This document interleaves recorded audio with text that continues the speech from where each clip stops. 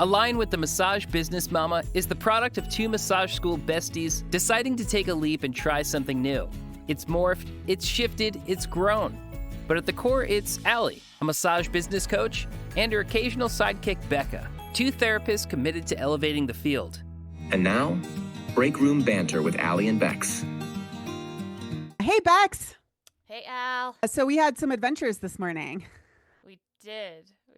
So I'm coming in a little hot here today. Becca and I were supposed to meet at 9 o'clock, and at 8:50, I locked myself and my keys and my phone and my computer out of my office, or in my office, and I was locked out. So I have a keypad on the outside of my office door, and I had flipped the lock up to go to the bathroom. So the door was technically unlocked. And then when I came back, I think that I hadn't flipped the lock all the way up to the upright position and couldn't get the door open. So I was kind of freaking out. So I'm glad that I'm actually sitting here with you in somewhat of a timely fashion. I was like calling the building owners, the maintenance team. I was about to call a locksmith. I saw one of my friends in the lobby. I was like, maybe she can give me a ride home. And maybe because there is like a key that goes underneath the keypad. And I was like, maybe the key is sitting somewhere at my house, like freaking out a little. Yeah. We've all been there. I mean, oh my gosh, I had to change my lock on the outside of my office because it was a key lock and there was only one. And well, I mean, I made a couple, but like I've locked myself out so many times. I'm thinking that I might need to hide a key, like the actual physical key, somewhere. I'm not sure. I'm not quite sure where. There's a few plants out in my lobby. Maybe I could hide it in, or I don't know, something. Because it could have been a lot worse than it was. It's not a bad idea. Or even hide it with like an office floor mate. Oh, that's a good idea. I mean, I guess they might not be here when I needed it, but I don't know. I need to think about it to have some type of a backup. And actually, I feel quite lucky that this I can't think of another time when this has happened to me in all my years of practice, which is kind of surprising.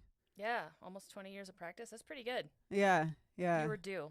So Becca, do you have anything that's come up recently for you in your practice? There's been a couple things. The first thing is that we'll touch on the recap of the swearing in practice. Yeah. We had that episode, and I was all worried that I had offended a client about swearing, and well, that client came in and was laughing at me for being worried about swearing in our sessions. And so you had an honest conversation with her about it. Like, I was concerned that I had offended you. Yeah, we did.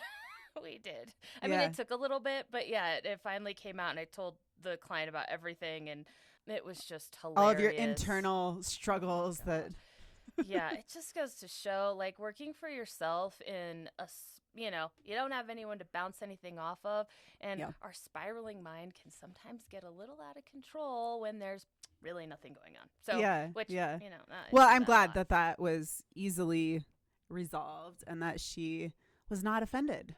Yeah, and it was a positive outcome. She's like, loves me even more, Sure, she sees your vulnerability. She thinks you're quirky, and she likes endured yourself to her even more. Yeah. So that's one thing. How about you, Al? Let's see. I've had a few things also.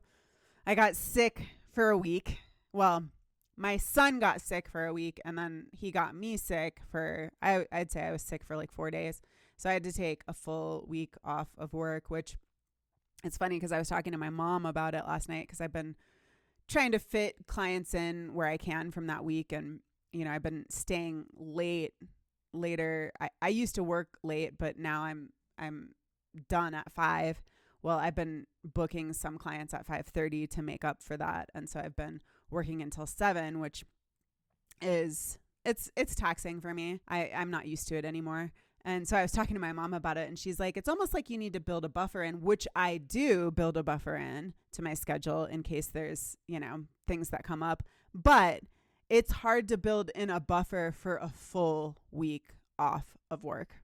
I was wondering how you manage that, like because your schedule is so booked out. I'm like, what does Al do? Like when, she's sick for a week with staying home with the kiddo and then staying home for yourself. It's like, how do you even Yeah. I mean, I manage think that? I am lucky in a lot of ways because my son is really healthy. This is the sickest that we've been probably his whole life. And I don't remember feeling this sick since I was a kid.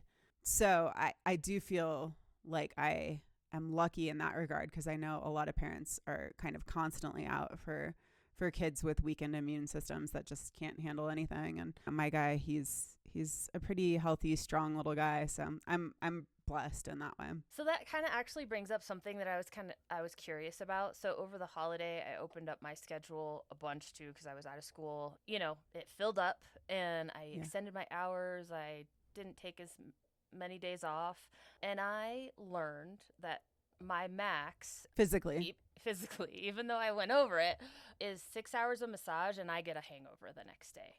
So like my sweet spot is 5 hours of massage, which I think it's just an hour difference, but literally like I can't get out of bed when my alarm goes off the next day. What's your cap? What's your limit like that you have? Yeah, I mean, I don't, 5 clients for me is the most, and this isn't hours, this is clients. Five clients for me is a lot. I'll do it, but that's like the most that can fit into my typical working hours. We're not talking about me extending my hours for like this instance where I'm trying to make up from being sick. I mean, I prefer to see like 3 or 4 clients a day. Yeah. I mean, I think, I remember when I first got out of school, I was working 8 to 8, like crazy hours. And I was younger. I was in my 20s. Like it was different. I didn't have the same responsibilities when I got home at night, and I was able to sustain that for a while, but I can't anymore. And so I think, it's important to recognize the stage of life you're in, what your other obligations are, and to create balance too. I think about when I was working 8 to 8, like I was not prioritizing play and fun and levity, and I wasn't skiing as much, I wasn't biking as much, I wasn't training for a marathon, I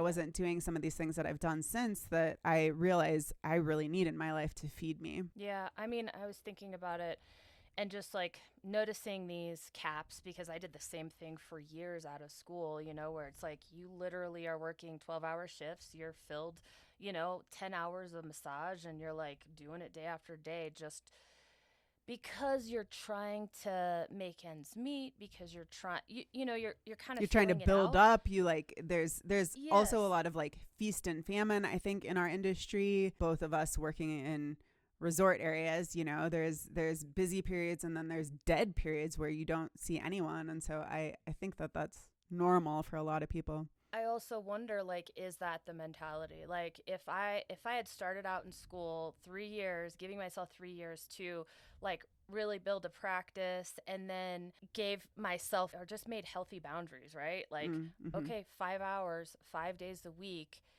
and then, like, would my thumbs be less sore? Would my elbows be less sore? Would my shoulders feel better?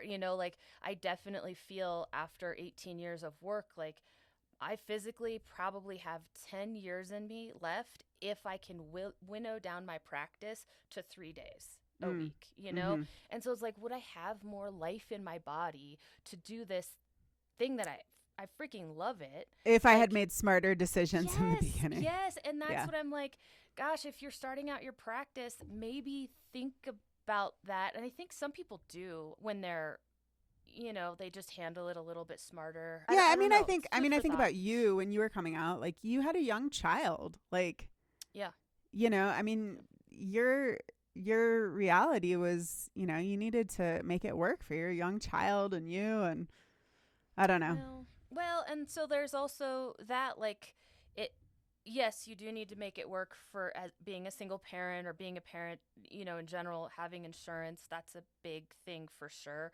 But like, I was working for somebody else making like $30 an hour in commission plus tips. And And really, it was confidence. Like, I did not have the self-confidence to step out on my own. I felt like the business aspect, the tax aspect was too overwhelming.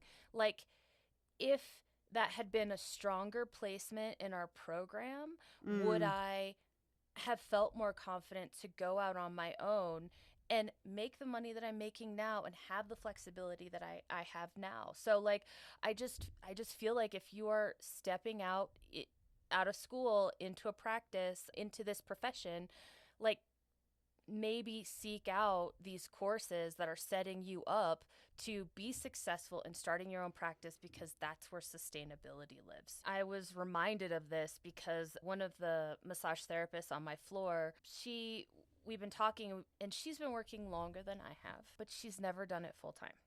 Oh, wow. She's only ever done 3 days a week. Like, it put a magnifying glass on like this work-life balance, a mentality around how to build a sustainable massage practice. Was that because you could see in her like a different energy than you feel like you bring to the table? Well, her body doesn't hurt like my body hurts. Okay. You know, we talked about me being in school, and she's like, oh, why? And I'm like, well, I don't feel like I have as much life in my body to do this practice, to sustain this pace.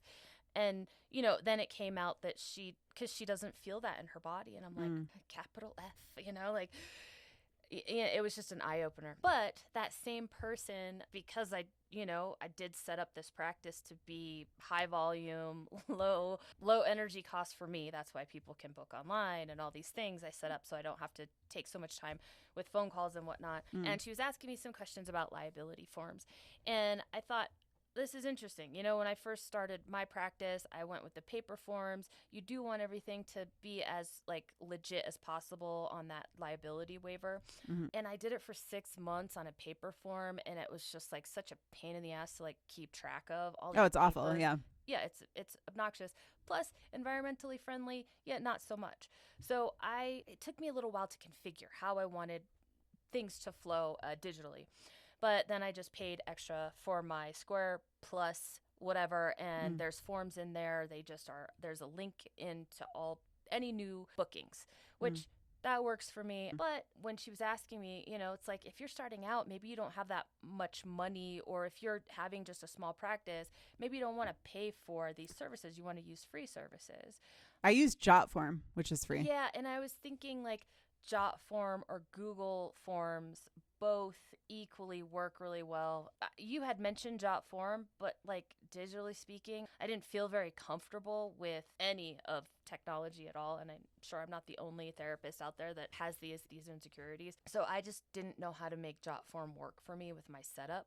But just a link in there, and you can put it into your email server or whatever kind of which is the same yeah. thing you can do with Jotform, the free service. It's actually like I can see how it probably was a little confusing at first, but it really is fairly simple to embed in your website and to put in an email. Just have a link, which it's great. And then there's an app that goes to your phone, and you can pull up intake forms and liability forms easily. It's so easy. And I also for years had paper forms when I had my staff, and I had, 15 people working for me, and the amount of paper, and, we would take their information, like their physical mailing address and their email address, and we would then manually enter it into a system online. And like the time that my front desk staff took to enter those into the computer was astronomical. And so it is really great if you can set up these systems where they communicate with each other, and you don't have to do these additional steps, which, I mean, that's one of the things that I love most about Jotform, is that it automatically integrates with my email, and then the emails automatically get sent to the people based on what is going on with them. Yeah. I was looking at Google Forms just to kind of wrap my head around that this morning. And just because I had worked with Google Forms just last week for school thing, and it was like 500 a day is your max that you right. can Like send out. we're never going to get to For that free. capacity. Never. Yeah. Those free options are just so easy, and why Yeah. not? Like, Yeah. why not do And that? I personally, I do, I mean, I'm like, sound like a Jotform affiliate right now, but I do prefer Jotform to Google Forms, just because I think you can customize them and make them look a lot more professional than you can the Google Forms. I mean, it's kind of like the sky is the limit in terms of how you want to configure those forms. I mean, there really is a lot of options. And so that's where, again, you know, I can see, Becca, why it was probably overwhelming when you first looked at it, because there are so many options. And there's tutorials on like how to link it to your email. And, you know, there's so much that you can Google. If you Google, you know, how to integrate Jotform with MailChimp, and it'll walk you through step by step. It's amazing how when you Google it. So I have one more thing, Becca. I have mentioned this before on Instagram. This is an issue that I have in my office. It's been kind of an ongoing saga. There are a lot of people who poop in my bathroom, my communal bathroom. For a while, there's dental hygienists that are downstairs. And this was, you know, for anyone who's been following me on Instagram for a while, you may remember this saga. There are dental hygienists downstairs who were coming upstairs to use my bathroom because they didn't want it to be on their floor. And then I think they kept seeing me in there because I spent a lot of time in the bathroom washing my hands. And so then they stopped coming upstairs, but then there's still all the people on my floor that there's a lot of bowel movements happening. And so, you know, I mean, at first, like, I was kind of like joking about, you know, the smell in the bathroom. Well, then I obviously was not the only person who was noticing the smell in the bathroom. And one of the offices took it upon themselves to start putting Febreze in the bathroom, which I have a really strong reaction to Febreze. Anything synthetic, like I can't walk down the cleaning aisle at the grocery store without having a sneezing attack, or like just having a really hard time breathing. Any of those synthetic products, they just really irritate me. Yeah, I mean, I feel like a lot of us therapists can relate to that, you know? Like, we have sensitivities to these perfumey, nasty, chemical-filled things. Yeah. So what are you going to do about it? Well, so this has been going on now for probably the Febreze. It's probably been going on for about a year. I've just kind of had it. I've been like, I threw away one of the Febreze a couple weeks ago, and then just more keeps appearing. And so it's because it's so cheap. They're cheap. Yeah. So yesterday I wrote a letter that I have not printed yet. I think I'm going to print it and leave it in the bathroom tomorrow, but it starts. I have a confession to make. I have been hiding the Febreze air fresheners. I have a severe sensitivity to synthetic air fresheners that make it hard for me to breathe. I am happy to bring in an essential oil diffuser and provide essential oils as an alternative, although I would only want to do this if it wasn't going to offend anyone. I hate to trade one offensive substance for another. I simply cannot go on without addressing the adverse health effects this is causing me. Thank you for understanding. Allie, someone who spends way too much time in the bathroom washing their hands. Oh, well, there's a little humor in there. So I'm a little nervous about this. I'm hoping that it's well received. I think that it will be. I've like made friends with most of the people in my building, and I actually provide fabric hand towels for people that I launder in the bathroom. I don't bring them in every day, but most days I'll bring a stack of little hand towels and wash them. So I feel like, you know, I'm well liked in the bathroom, the communal bathroom. Built some good faith in the bathroom etiquette. Yeah, but I am still a little bit nervous about leaving it. And then the other thing I was going to do too is I found this article about like all of the harmful effects of Febreze and like how it's a carcinogenic and all of these studies that have been done. So I found this article that I was going to print and like leave next to my note. What do you think? I mean, I think that it bothers you, so I think it's a funny note. It's a humorous, like playful but honest, I'm a massage therapist note. Does it sound like I'm a Karen? No, not at all. Karen is a biatch, you know. I mean, we all know a Karen. No, a Karen is usually like oblivious to everyone else around her, right? And you're not. You're like, hey, I don't want to put something else that's going to, you know, piss everyone off. You might want to try Potpourri. You can get it at Costco. Yeah, and it is pretty strong. I've had that. Someone, I think my mom might have given that to me in like a Santa stocking one year.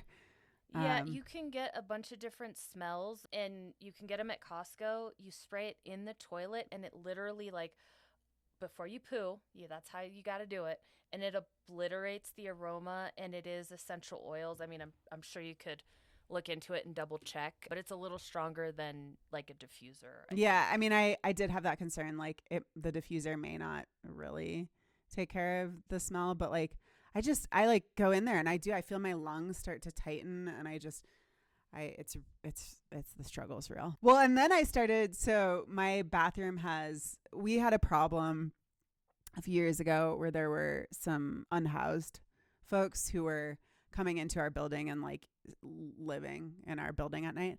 And so we have a keypad on our door to get into the bathroom. And so one of the things I've been doing is I've been just propping the door open to like let it air out a little bit, you know? But then I feel like people keep coming and like kicking out the prop, and I don't know if they're still concerned. I think we've dealt with the unhoused community. They're not here anymore. So I don't think it's as much of an issue, but I don't know. People don't like the door being open. So. Yeah, we definitely have some people on our floor that like to drop some bombs for sure. I brought in Potpourri.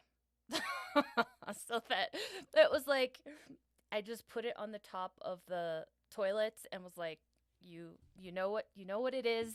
You know how to use it. So anyway, I wish you luck on your saga. You're going to have to keep everyone updated on how that goes, if you picked a fight or you guys found a solution. Yeah. I mean, I'm trying not to stress too much, but you know.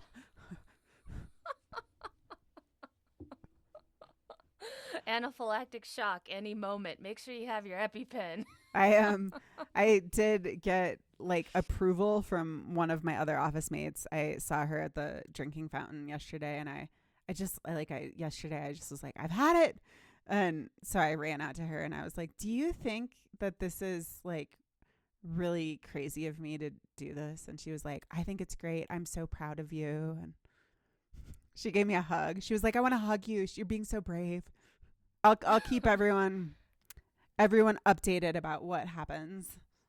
Yeah, good. We're dying to know. Cool. Well, if that's all, I mean, I don't know. If you don't have anything else, that's all I got this week. Okay. Bye. Bye.